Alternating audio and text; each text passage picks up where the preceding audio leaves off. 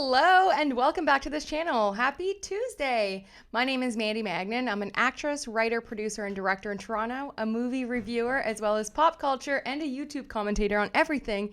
It ends with never. We're just gonna get right in, okay? We're talking about the clapback from Melissa Nathan, and I know right now there is one person screaming at the top of their lungs that they wish that they didn't ask for sanctions, because this is just wild. If you're ready, I'm ready. Grab your emotional support lip gloss. You are in frame with Mandy Magnan.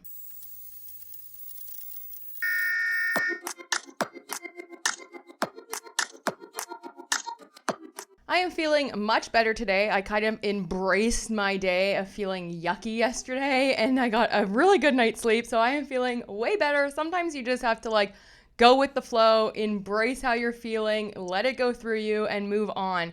But we don't got no time for that, okay? We are diving right in. As I mentioned yesterday, we were waiting for the response on the motion for sanctions for Melissa Nathan, and they came back. And we're gonna get right into it because there are some unsealed text messages, emails, and everything else, and it is not looking good for Blake Lively. Yet again, okay? Yet again, as well as Colleen Hoover. Girl. There is so much to say about you. What I think this shows, number one, there is a huge client problem when it comes to Blake Lively. I mean, the response back, in my opinion, makes the lawyer seem, of course, like liar, liar, pants on fire, but it makes them look really bad lawyers, honestly. It also shows yet again that the Wayfarer people and Justin Baldoni was just on the side of peace and moving forward. And it shows that Colleen Hoover picked a side. I mean, there's a lot of things to go over in this. There's just so much jammed packed into this. And I feel like Wayfarer was like, okay, you want it unredacted? Here you go, have at her, right? So that's exactly what we're gonna go over. Right now, we're just gonna read the reply from Melissa Nathan, and then we're gonna go over the exhibits and the unsealed text messages. Hold your jaw up because it's about to hit the floor. This on top of Brian Freeman speaking on Two Angry Men and setting the record straight for mainstream media, on top of the reply back for the motions for sanctions for Jamie Heath to receive all birthing video and also not be able to testify about the birthing videos. And now we have the response from Melissa Nathan. This was submitted late last night, and it reads as follows.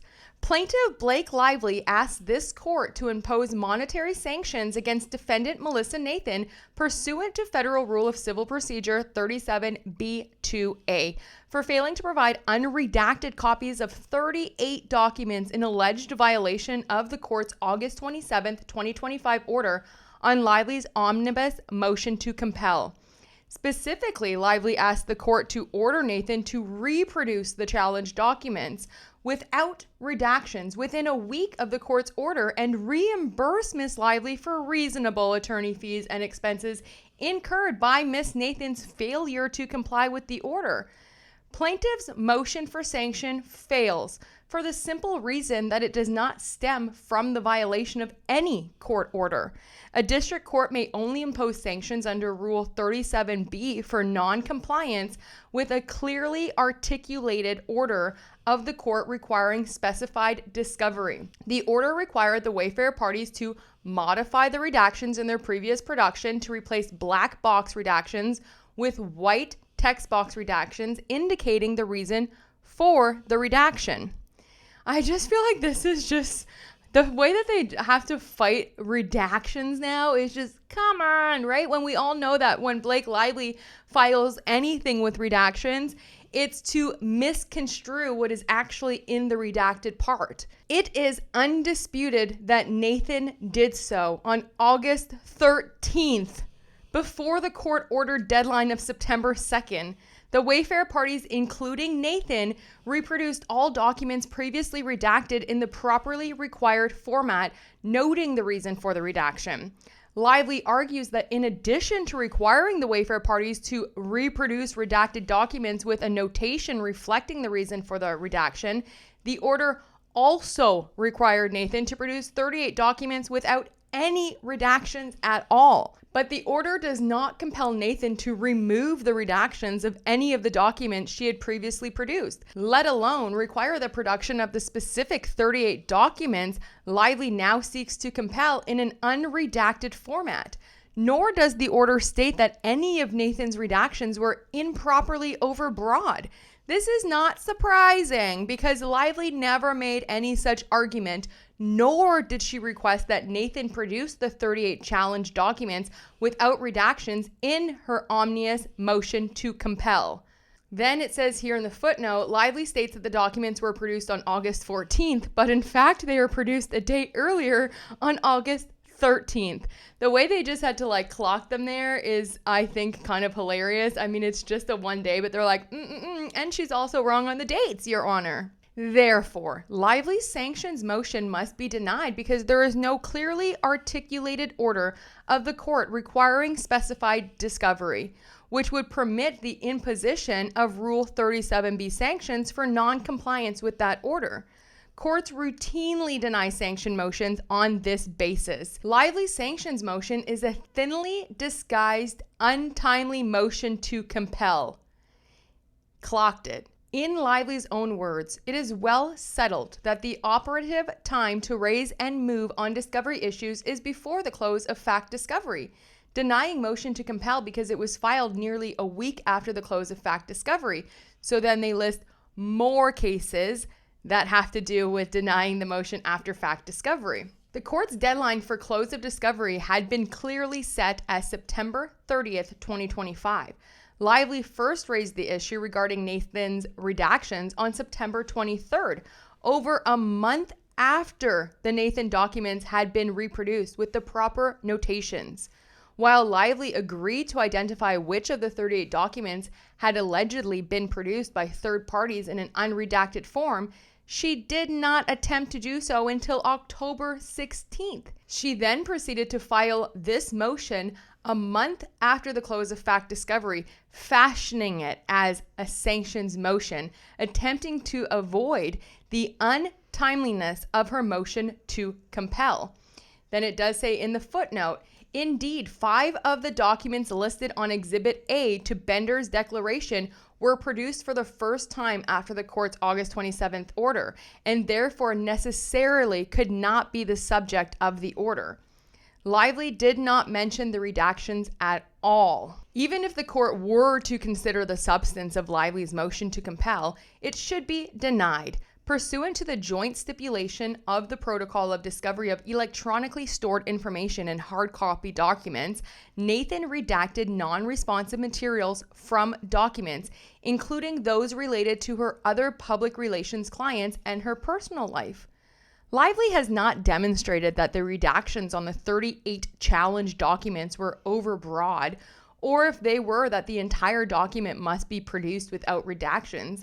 Lively cherry picks, yet again, some of the 38 challenge documents she contends demonstrate the redactions somehow deprived Miss Lively of relevant and responsive material necessary for Miss Lively to prosecute her claims.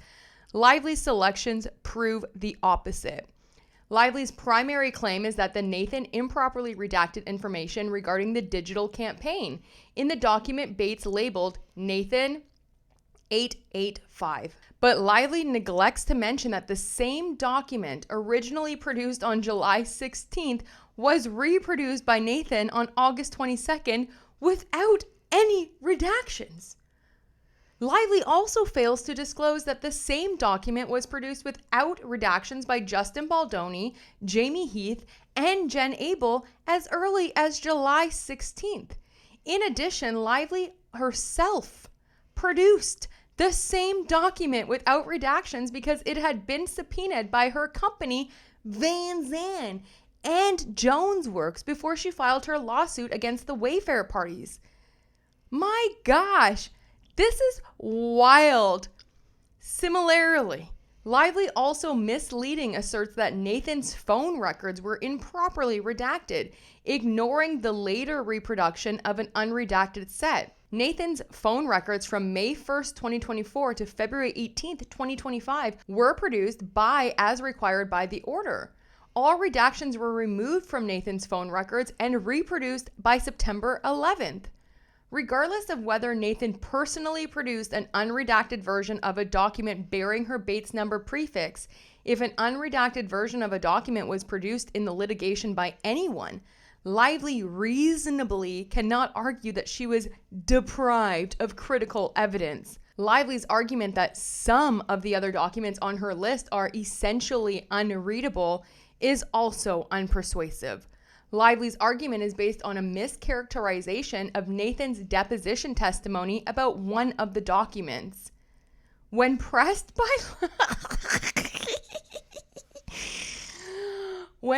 by Lively's counsel, Nathan merely admitted that, as with all redacted documents, including those provided by Lively, it is possible that it might be a little bit easier to read if the document had not been redacted. Yeah, like for anybody, like any of us, of course it's easier to read if there's no redactions. Duh. Importantly, Lively does not argue, nor is it the case, that she was unable to question Nathan about the unredacted and only responsive portion of the sole document she claims was unreadable. For the foregoing reasons, defendant Melissa Nathan respectfully requests that the court enter an order denying Lively's motion in its entirety. Then in the footnote, it does say, Lively contends that Nathan did not comply with the order because she redacted non-responsive information from some of her communications with media outlets. However, the court did not order Nathan to produce all of Nathan's communications with the media from December 20th to February 18th without redactions of non-responsive information. The material redacted concerns other tag clients, not Wayfarer, and was properly redacted. What are these lawyers thinking? That's why I think it's definitely a client issue, because that letter itself just like mops the floor with them. Because if they're saying that they've already produced all of these documents and they've been produced by multiple people, including Van Zandt and Stephanie motherfucking Jones, then Blake Lively even filing this motion for sanctions is insane, because you already have the documents and there's evidence of it. There's email threads and there's text messages and oh wow. I don't know what kind of game they're playing, but with this response on top of the response for Jamie Heath, they're just, I think, I don't know what kind of game they're playing, but wowzers for sure. Now, they do put all of the emails that were sent between the lawyers that prove that they did send this information over, but I'm more interested in looking at the unredacted text messages, because the Wayfarer people were like, all right, cool. You want it unredacted? You said you didn't get it? Here you go. And they literally dropped every single one that they sent to them. It's bizarre, but just to look over here, because I don't think we have to go through all of the emails yet. I'm still like filtering through them. So if I do find something interesting, I'll let you know. I found that the Lively counsel was kind of not playing nice, but that's per usual. But again, let me go through them a little bit more in detail tonight, because what I was really focusing on was the text messages. Exhibit A to the declaration of Kristen Bender in support of plaintiff Blake Lively's motion for sanctions against Melissa Nathan purports to list the documents Lively contends were improperly redacted, referred to as challenged documents. While there are 39 documents on the list, 2 of the documents are identical. On August 13th, the Wayfarer parties, including Nathan, reproduced all previously redacted documents in the format required by the joint stipulation, with text box redactions identifying the basis for each redaction. Attached here too as Exhibit 1 is a true and correct copy of the cover letter Brian Freeman sent to Lively's counsel on August 13th. Attached here too is Exhibit 2, a true and correct copy of an email dated October 22nd from Blake Lively's counsel. On or about September 24th, my colleague Teresa Troopson and I met and confirmed with Ms. Connolly, one of Blake Lively's lawyers, regarding, among other things, Lively's claim that some of the Nathan redactions were overbroad. Ms. Connolly agreed to provide a document-by-document list indicating whether each document had been produced by another party without redactions, or identifying another basis for the challenge. However, Ms. Connolly did not even attempt to do so until October 16th. In Lively's motion, she complains about the redactions on a document Bates level. Then they have the one, Nathan 885920, which was produced on July 16th.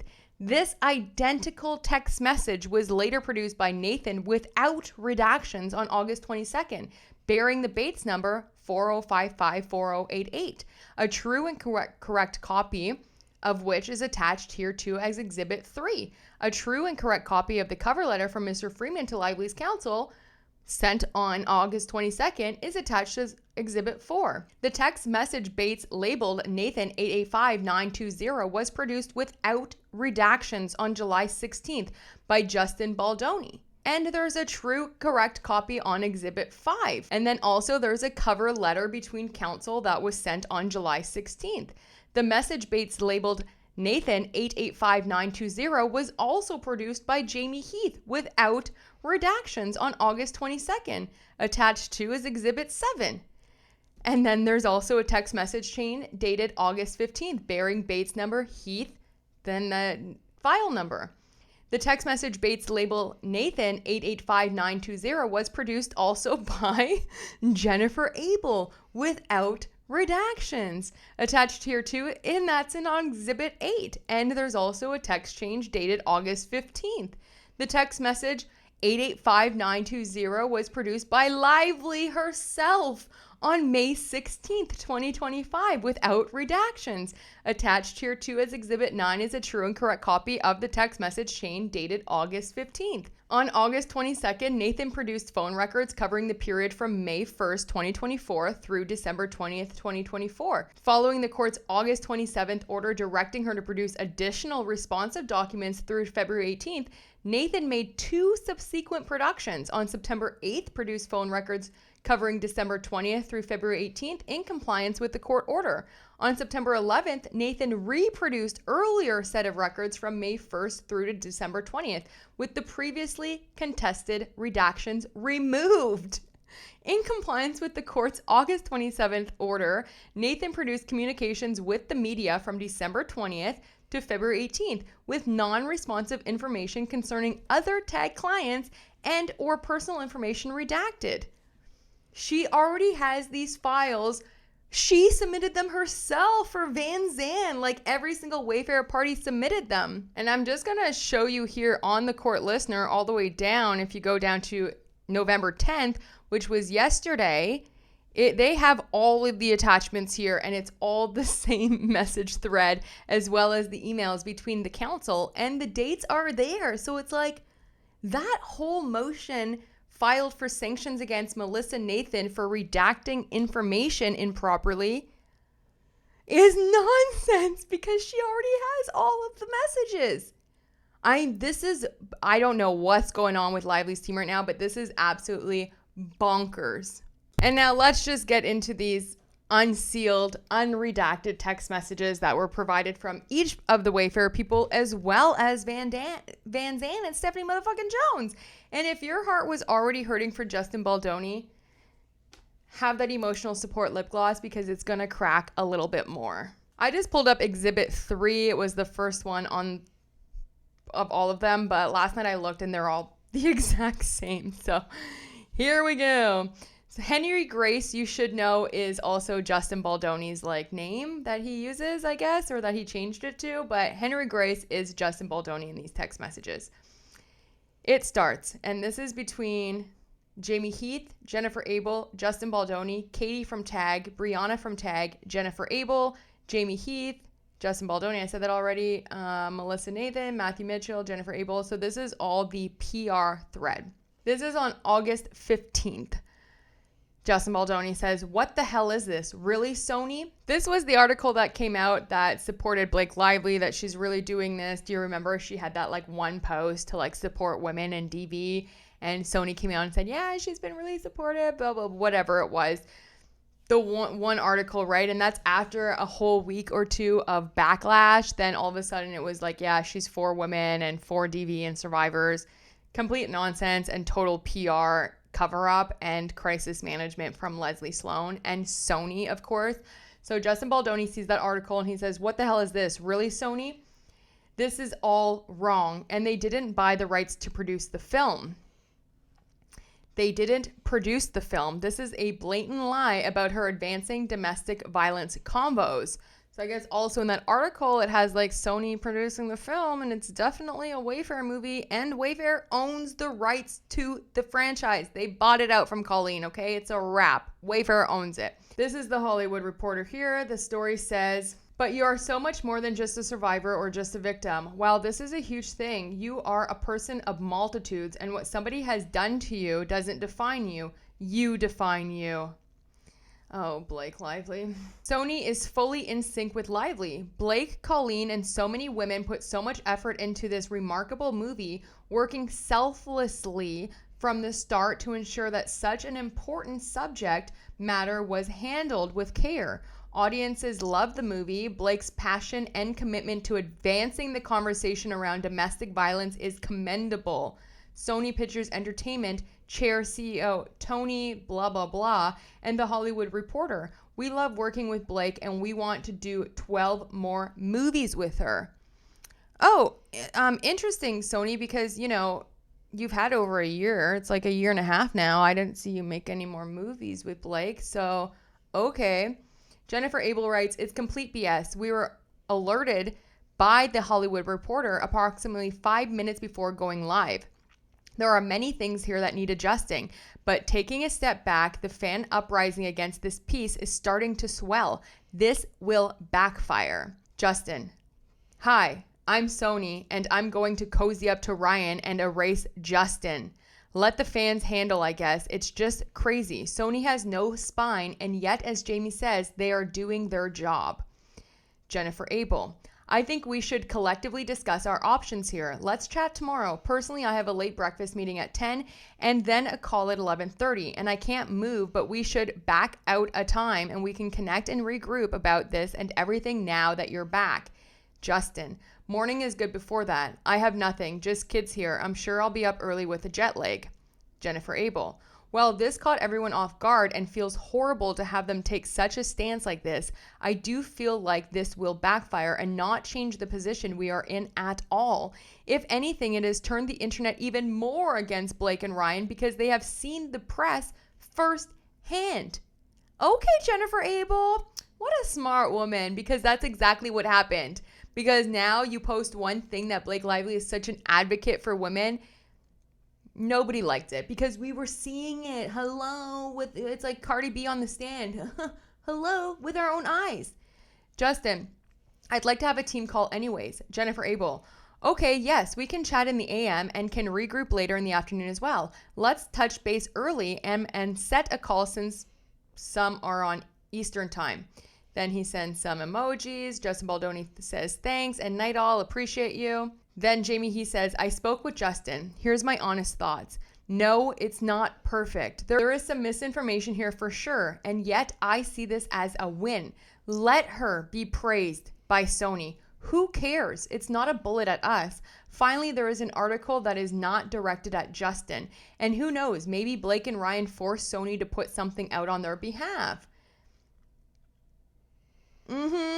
Even if they did it on their own volition, who cares? The industry knows the truth.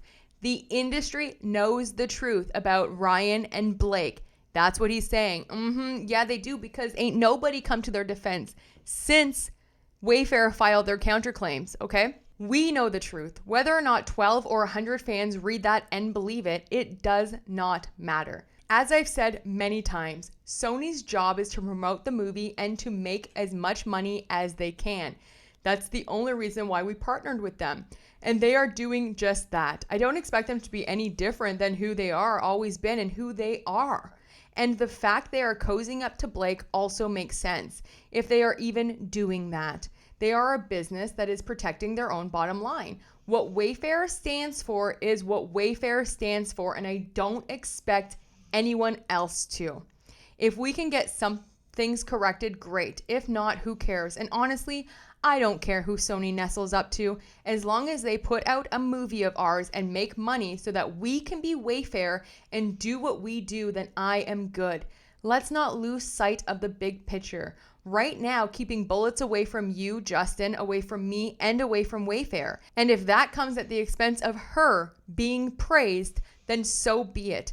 And that is the win. So even here, he's saying all we're trying to do is avoid getting hit with some bullets here from Leslie Sloan, Blake Lively, and Ryan Reynolds. So finally, an article is coming out that's not targeted at us. Let it be. If she needs to get praised, let her be praised.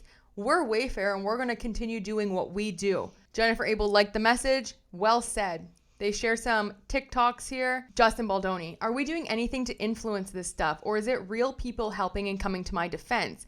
No. No bots, no fake accounts, none of that. Real people coming to your defense. Trust. It's outstanding to see the enormous outpouring of support, but it's 100% real. What's wild about Blake Lively saying that she needed these text messages because they were redacted? We already read like this one chunk where he says, is this organic or is this bots? And she's like, no, bots. We've been reading this text message chain. So it's like, yeah, the top portion we didn't know, but like some of this stuff has been in the court for a while. So if we knew it was there, or if at least when I knew it was there, like, hey, I read this before. Blake, it's your case, girl. You didn't even know that this was there. Like, come on. People are thinking it's us and watch the video. Just want to be mindful of a swell turning. But you guys know this game. I've never been involved in anything before. Jennifer Abel. Yeah, we saw and flagged that earlier. And of course, there are people who speculate and discuss and poke holes. And that's how they make a living on the internet. The minority may feel loud, as we have discussed, but it's still the minority. Jamie Heath. Yes, we are keeping eyes on it all. And yet, let's not be disgusting by the 10%. We know there will be people who fan the fire from the East, but if the majority are speaking from the West, then damn it, let's live in the West and simply keep an eye on the East. Yes, I'm now a poet. Also, it's late on the East Coast and we are probably keeping people up. Let's go dark. Justin Baldoni answers with his little emojis. Jamie Heath then on August 15th, after he just says that, let's keep everyone in the dark, at 2:59 a.m. sends some other TikToks. Then it says some people were added to the conversation, so that's redacted. Jennifer Abel, morning team, sorry for the late text for the West Coast folks, adding Matthew here as well, as he's also been integral to monitoring everything. So I guess that's who was added, Matthew, because it's redacted up there, but it's literally, she says it right down at the bottom. Just touching base about getting on a quick Zoom this morning to realign on everything and discuss next steps. Would 8:30 work for everyone? Melissa, it doesn't work for me, I'm afraid, on site for this project I'm doing, but please go ahead without me, and I'm finished around 2 p.m. my time. I will chat, but I'm on text. Then she sends a Cosmopolitan article. These stories are making her look even more unhinged. Melissa, have you received any overnight requests for comment? Jennifer Abel, no. You, none. Justin Baldoni, I'm a little more concerned about these TikToks claiming that they know information. There are some dark, disturbing stories about me that are going to break as they're getting DMs. And the only way that would be happening is if they were lies. What time works? I'd like all of us on it as possible. We haven't had a regroup. Melissa, I personally am not concerned about this, because we all know there are no dark and disturbing stories. It's just socials acting exactly how they always act in any situation. They want more clicks, they want more views, and at the end of the day, they will be regurgitating complete rubbish, like what the mainstream media has been doing. And referencing the Australian podcast you saw, that's complete garbage. I can tell you, hand on my heart, there was 4 human women working on that trial, and I was one of them. Not one Russian bot in sight. It's actually very similar to what you're having right now, the outpouring of love and support being weaponized against you by her side because it can't be true. She's referencing, of course, the Johnny Depp and Amber Heard trial. Melissa Nathan came on as the crisis manager for Johnny Depp, and Amber Heard and her lawyers to this day, are saying that the same thing happening to Blake Lively is what happened to Amber Heard, and Melissa Nathan used all these bots and started a whole smear campaign and everything. But Melissa Nathan here is just saying like that was organic too. It's the exact same thing happening. People just could see it, right? I appreciate you walking me through this and holding my questions. It's all a first for me. Melissa, which is even more reason we are on your side, because you have never had one issue, because you have never had one issue before. Can you imagine being in Hollywood for, how long has Justin been here now? Over 15 years, Not one issue, okay, with this man. Jennifer Abel, and why the internet is too. It's not bots. If I see that narrative one more time, I'm unleashing the Harvey article. Ooh, I wonder what the Harvey article is. Katie laughed at that. Justin, is there any way that we can do earlier, Jen? We are all up here with jet lag, and Emily wanted to go and have tea and a croissant at the Duchess at 8:30. Oh, I love that. I can do 8, but I know the whole tag team isn't available, so we can just do us and Katie and Bree and then reconnect later in the afternoon when Melissa is available. Does that work? Jamie, does that work? Sure. Good. Katie, are you able to send a Zoom? Sorry, I'm picking on you because you're ET. Of course, and no problem, sending an invite for Zoom. These are all the messages, right? It's okay. Then they have the Zoom link, and then there's a couple other articles that they drop. A peace offering from People Magazine. So I guess People Magazine actually wrote a nice article, I guess, about Justin Baldoni. Then it goes into some Instagram posts that they're pulling up. This is huge, Katie says. Justin Baldoni. People Magazine has been pretty terrible. Nice to see them post it. My dad posted it a few days ago, but of course it was much more about Blake. Yes, for sure. I flagged this to Elizabeth today. Yeah, I think she felt the pressure after our call last night. Can we have digital team boost this interview? Yes, for sure. It was a very strong teamwork call at 11 p.m. So there you have it, saying that, you know, if that's the untraceable digital smear campaign against Blake Lively, because they're boosting interviews that were already created by real journalists. So boosting a story, I guess, is now an untraceable smear attack. I don't know. From Claire Wineland, mom, hi there. Is there anything we can do at Claire's place to help? Justin, this to me feels like a post or something to amplify. Then there's a bunch of Instagram things. I even talk about the new cycle and clickbait. Definitely let's boost this AP piece. Should I reshare on my stories and TikTok as a feed post? This video is great and we have pushed it out digitally. In terms of you posting it yourself, I would avoid resharing anything that's essentially a response to negative feedback, as captioned here is responds to critics who say film glorifies DV. I think these next few days regarding what you post on your personal channels, we should focus more on the positive feedback, responses, continuing to highlight the themes of the film, etc. Also, the Brandon People piece is blowing up online, getting great traction and reception. Great, thanks. Amplify, and then there's a TikTok. All these fan videos I make for people and starting to come back to help me. Oh, Justin, we're here for you, brah. Then there's a bunch of TikToks that he posts. Melissa, here's your friend. Yuck. What is they? Ooh, there's a TikTok there. And then Melissa says, yes, but she's also giving you some good shout outs as well. She's doing both. She said she had no choice because she's inundated. So I guess Melissa was talking to a little content creator. Maybe that's the one that is actually in Blake Lively's initial disclosures. But it says here that she's doing for Blake and for Justin. So like she's on both sides. Yeah, seems a bit biased to me, but I'm also sensitive. Oh, that's so cute. Colleen just texted this to us. First time we've heard from her. Now, first time you've heard from her, what, on August 15th? A week and something after the premiere? This is the first time you hear from Miss Colleen Hoover? That's crazy. Let's clock that. This is what Colleen had to say. Can someone please send Jamie the actual context of what I said so he can respond to Colleen? This should be on video recorded from the wrap. I never said I changed his fate. I said I didn't want to see him at the end of the movie as it was too complicated to explain how he was co-parenting and would draw too many people in, and she agreed. This has nothing to do with the book, and we don't control the wrap and their headlines, just as we don't control all the negative and untrue things she and Blake have been saying about me and the controversy they created. We haven't leaked anything, and we've taken the high road the whole time, even after she betrayed me and ghosted me. This is what he's saying about Miss Colleen frickin' Hoover. Then this is the text coming from Colleen Hoover. Just gonna make it a bit bigger for you guys. It ends with us ending explain why Justin Baldoni changed Ryle's fate. So there's an article about this. Then Colleen says, "This is a lie. Please delete it. It does nothing but fuel the fire of what they're saying about me. If this were true, you wouldn't have asked me numerous times about Ryle's role in book 2. I have kept quiet, but this is just mean." Okay, Colleen. Okay, we continue. That's the text she sent them after ghosting them. That's what she had to say about that one article. Jennifer Abel, "Jamie and I spoke. They are deleting the post. Take this opportunity to open up the dialogue with her. Apologize. Communicate that if you read the interview, it doesn't mean he's cut out of the sequel, but it was the decision of how to end the film. You explain it all in quotes within. Use this opportunity to connect with her and commiserate with what she's going through and how much you care about her and how that hasn't changed, even when she turned her back on you and left you to fend for yourself."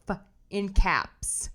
She is getting a ton of hate and backlash from the DV community. The post has been deleted. You can say that you have done nothing but honor her and her book and that you want to have a conversation and you miss the relationship you had, blah, blah, blah, blah, blah. Justin, "Can we please have our regroup with everyone, including Melissa? I'm sorry, I don't have the capacity just right now in this moment to be the bigger person and do that. You have to remember that it was her betrayal that landed me in the hospital."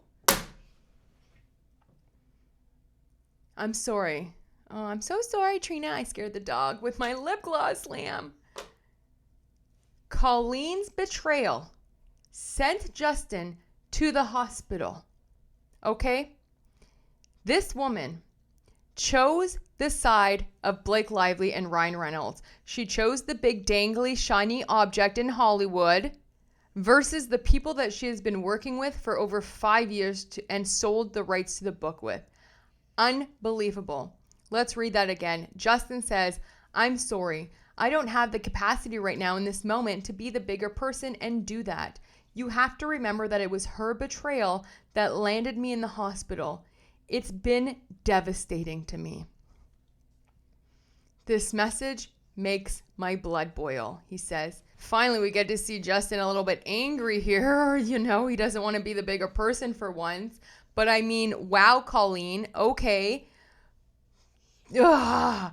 Jen Abel, "Fully understand and respect that. Jamie is working through a response instead of thinking this is an olive branch. This is a tactical art of war approach. If Colleen can come around and is willing to open up lines of communication, that would be a massive message to the world that this issue solely relates to Blake and not to all of the women. Can we talk? I believe this was when Melissa was available. I'm available. Let the team chime in.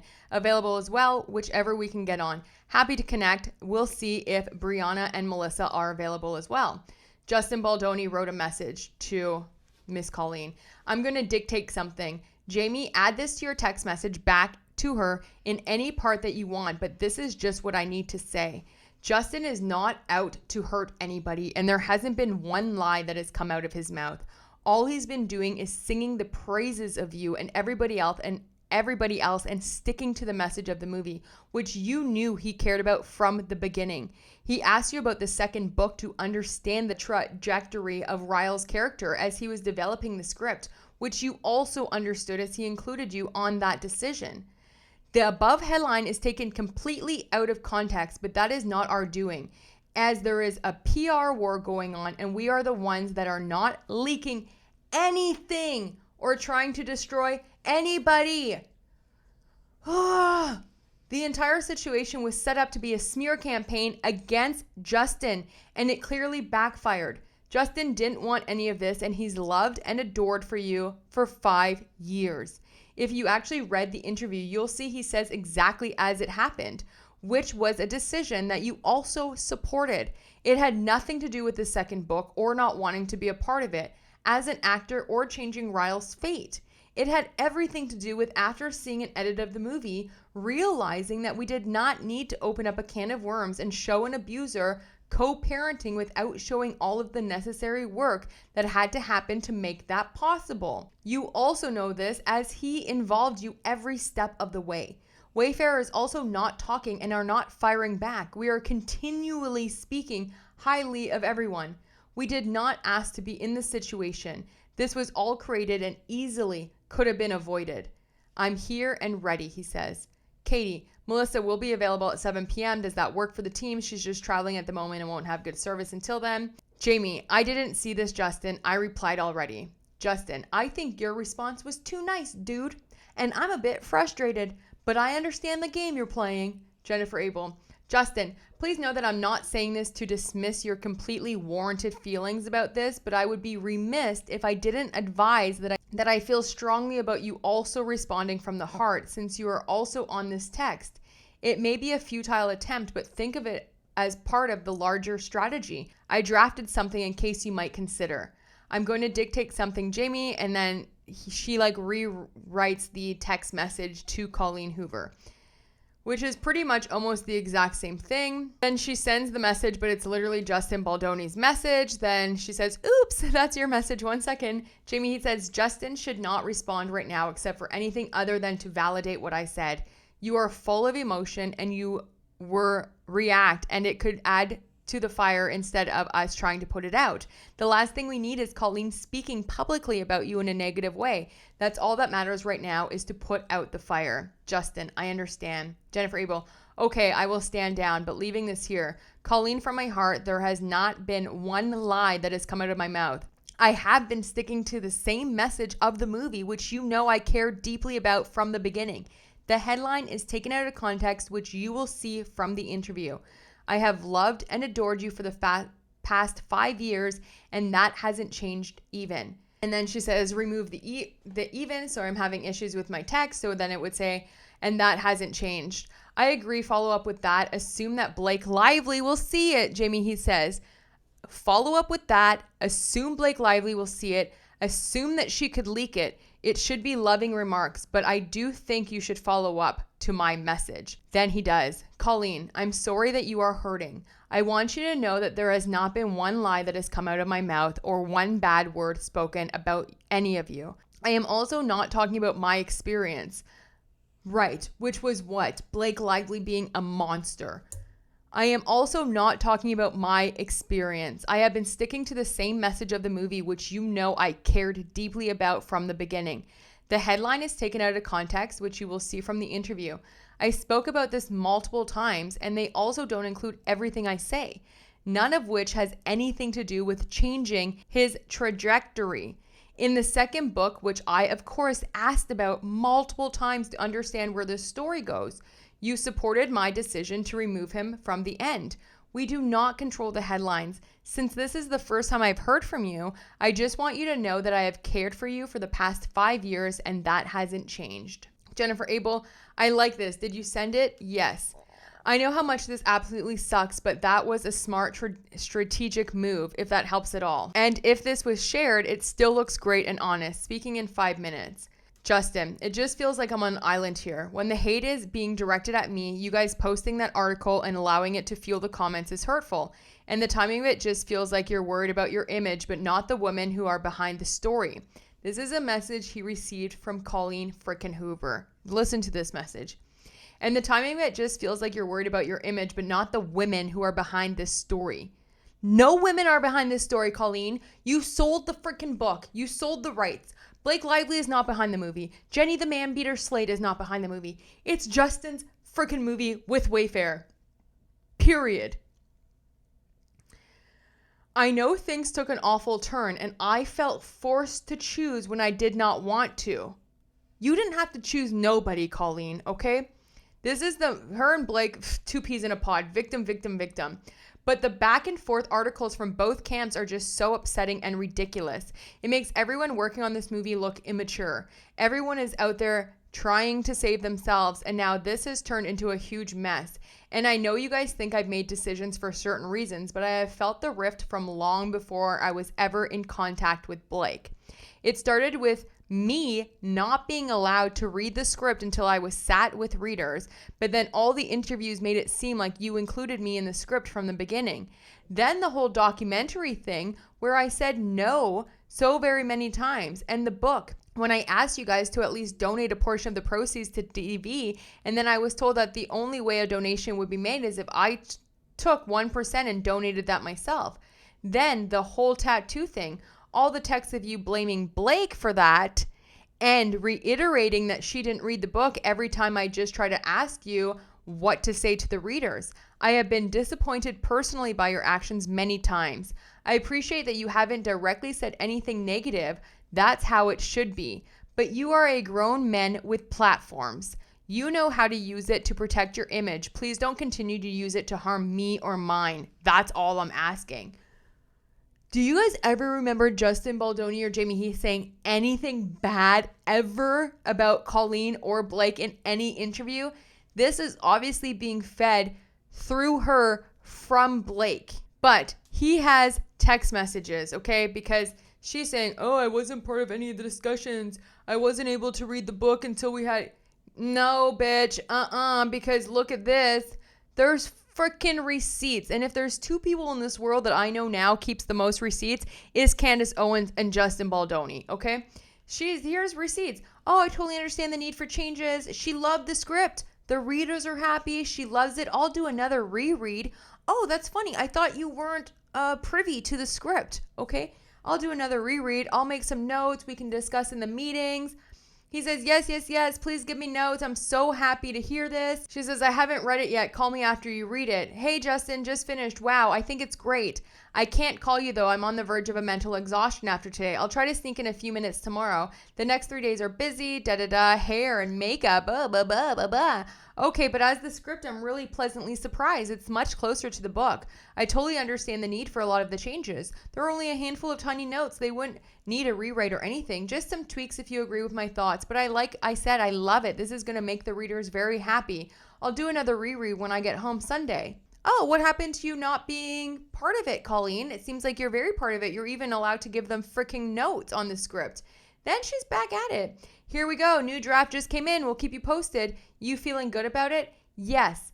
It's got ways to go, but much better. We have a bunch of notes, and then I will let you read the next draft. I think I'm going to do a focus group with some of the fans as well and let them come in, blah, blah, blah.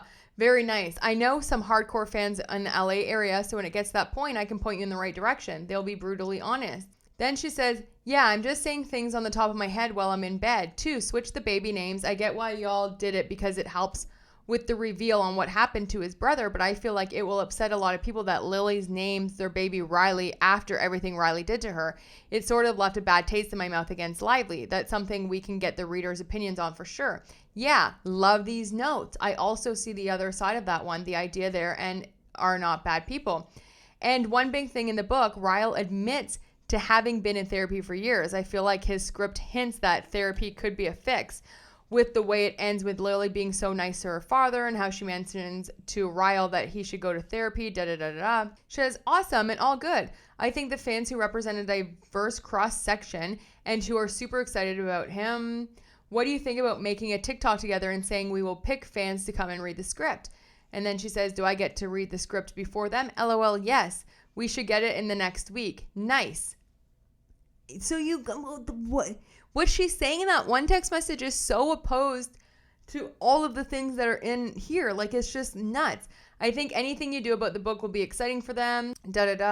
Yes. Please give me notes. And I'm so happy to hear this. And yes, if you can knock out the video tomorrow, I'll do my part and we could do it. Then Colleen says, one small thing. The restaurant is named Roots. If we're going to make Atlas African American, which I love, I think Roots being such an important movie as African American history sort of leaves a bad impression when we find out he named his restaurant after a girl rather than it being tied to culture. I grew up watching Roots, so maybe we can pick another name with as much meaning. So they were going to have Atlas being African American. I wonder what happened there. I'm not going to say maybe Blake Lively helped change the casting because, you know, she's a plantation Barbie, but he writes 1,000,000%. You and I, Christy, will be together the same day, but definitely thank you for all your notes. Colleen again. I had 2 free hours tonight. I took advantage because tomorrow's going to be crazy. 2,300 people coming, but I got my 4th COVID shot, so I'm keeping my distance. I'll test before I fly out next week. Good night. Thank you so much for sending it at the perfect time. FaceTime me from stage. I don't know what she was going to. Maybe the book bonanza, but like the year before. Oh, and last thing before I forget, in the book, young Atlas is mortified by his situation. He's respectful, but absolutely embarrassed that Lily offers him clothes and the use of a shower he quietly accepts because any homeless, hungry, Then he writes, yes, we should hear back about all the feedback you recovered from the book to guide us through this process. Anything you can bring will help.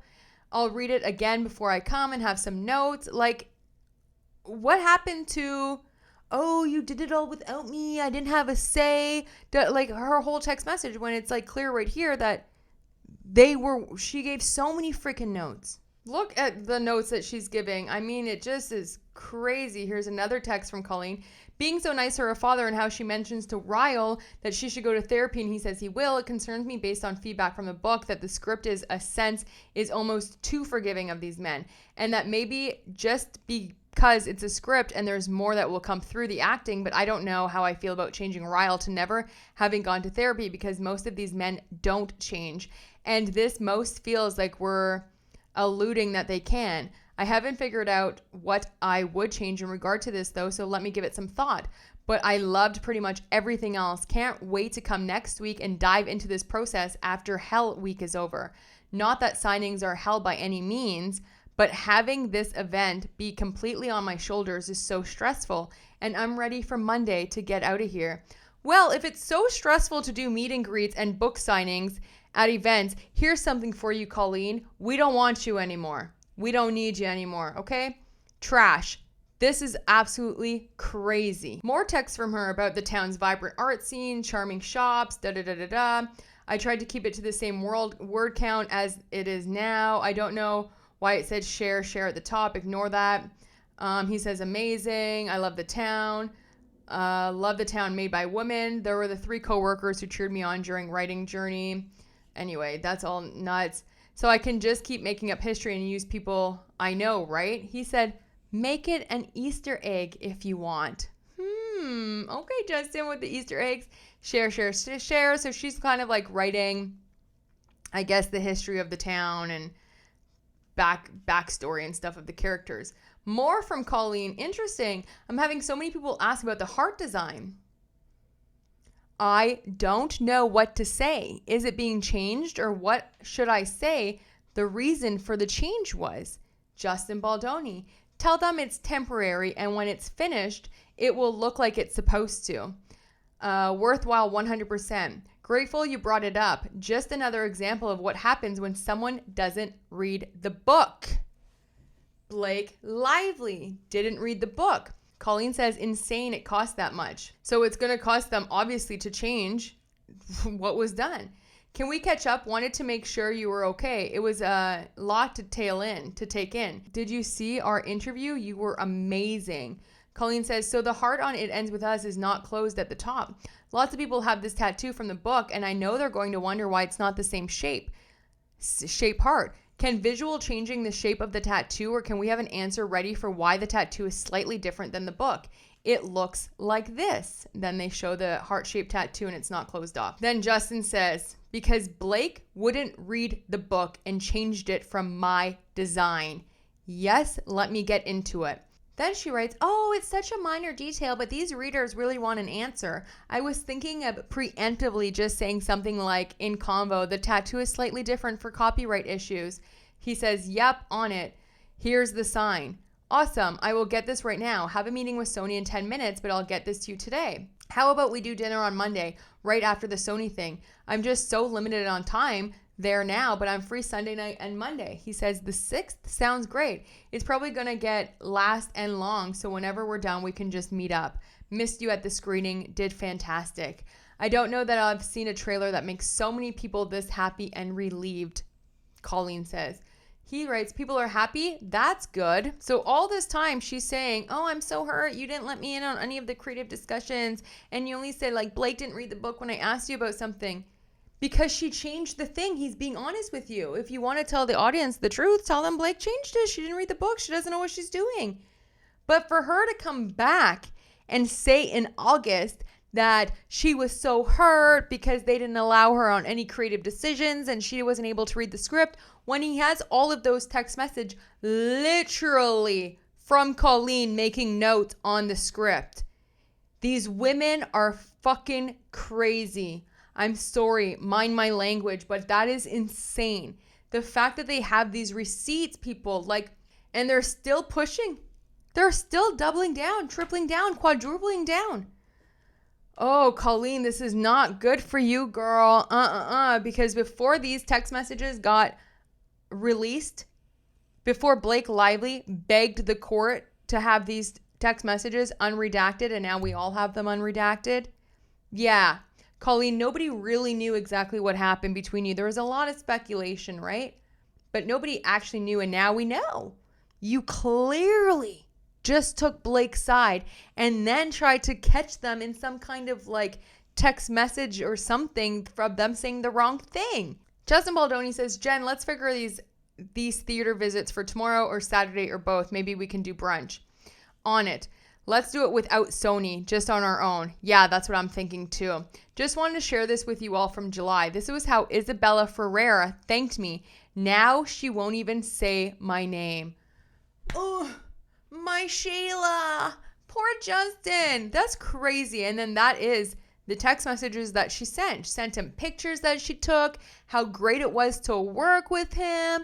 It was such a wonderful, smart, and sincere director, and you created such a comfortable, safe space for me to feel like I could fully dive into this role. I couldn't have asked for a more welcoming environment. It will stay with me for the rest of my life. Okay, Isabella. Then he says, such a comfortable, safe space, and have a ton of fun bro friend text with me and Brandon, having a bromance for a year and then nothing. So even Brandon Sklenar got so close to Justin. He's saying they have a text for over a year, which I believe because Justin Baldoni keeps everything apparently, and then nothing. All these people freaking used them and then ghosted them. The heartache I feel reading these messages and what Justin must have been going through, and Jamie Heath, of course, and all of them, but specifically Justin, right? Because he was the director and he got so close to these people, for them to just cast him aside for freaking Blake Lively and Ryan Reynolds makes my stomach ache. It makes my heart break. Like, people treat people like this. You treat people, good people, and he's still like just saying, I'm pretty frustrated. I can't be the higher person right now. It's like I would have like burned it to the ground. If I was in Justin's shoes, it would have been a wrap, okay?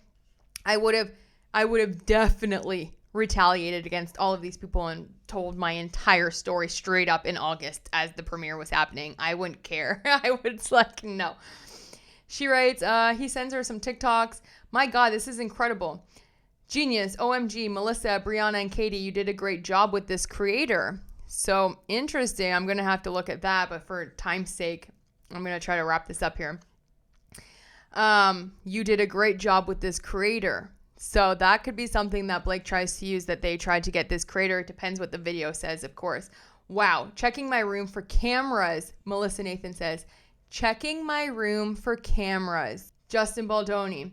In other news, Ryan Reynolds unblocked me and Emily so he could spy on us. She had a feeling and checked, and she could see his name, and then I checked and I could search him as well. I couldn't search him a week ago. Interesting, Jennifer Abel says. Justin, Jamie, please put the text here and not email. And then there's the text that they sent to Colleen, I am assuming, but it says, I am deeply sorry to hear about the pain you're experiencing. Feeling alone on an island is terrible. I just want you to know with all sincerity that my team hasn't engaged in anything that would harm you, and they have not contributed to any negative articles. My heart breaks when I think about the distance that has grown between us, especially when I've always valued our collaboration and friendship so deeply. I don't think we need the following paragraph at all, as there is no need to make this about you right now. We shouldn't ask for sympathy at this moment. I want to share how difficult it has been for me too, especially when the film, which I poured so much my heart went into, was taken out of my hands. I've remained silent as fans began to wonder why I wasn't part of the press or even the photos at the premiere. Being uninvited from Book Bonanza without any explanation left me feeling lost and hurt.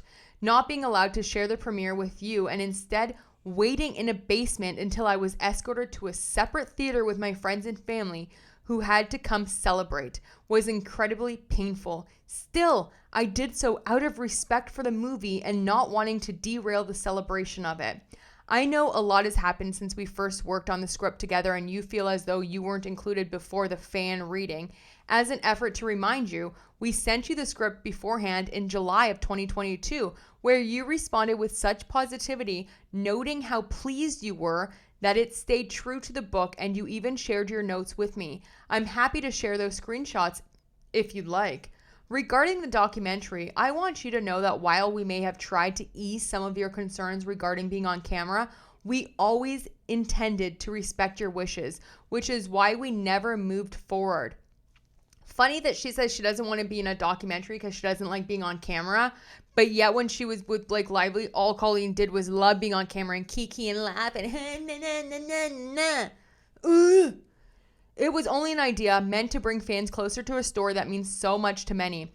Regarding the coffee book donation, legally Wayfarer couldn't donate the 1% on your behalf as you graciously requested.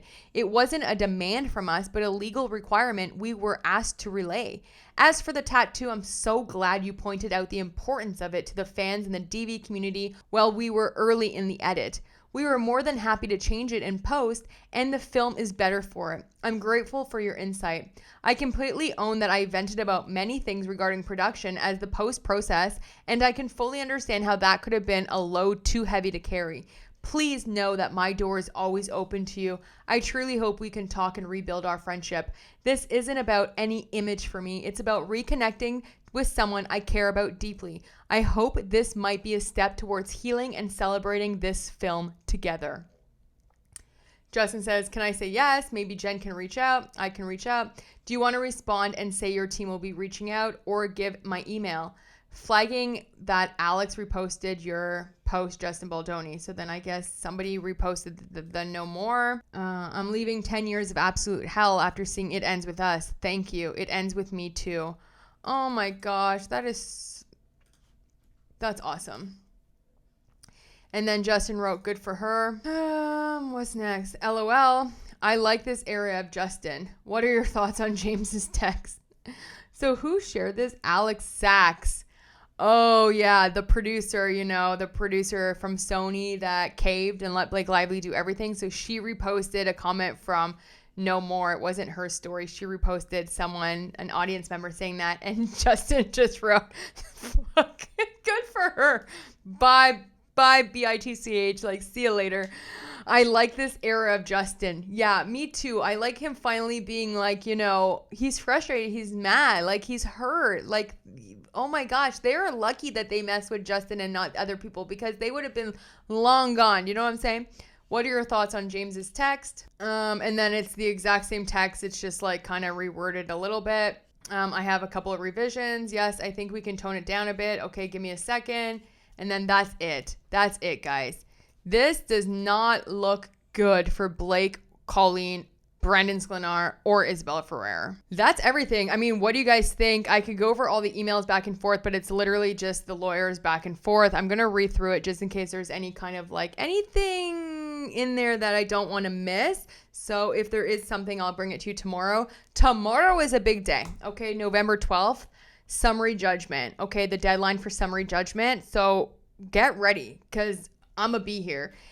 These texts are crazy. Why would Blake Lively ever fight? I don't think she thought that Wayfarer was just going to drop them. Like, okay, here you go. But like, girl, I'm just like, what are you doing? If this is not like literal self-sabotage at this point, what is going on? Those are the texts. It doesn't look good for Colleen. I mean, this just screams again, Justin Baldoni is innocent. Like, every time they release something.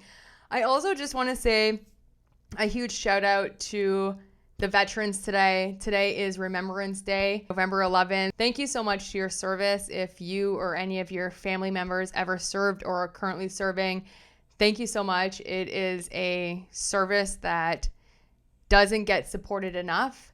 And I think that we owe our freedoms and being able to wake up in a beautiful country every single day and be able to make choices with my life and choices with my dreams.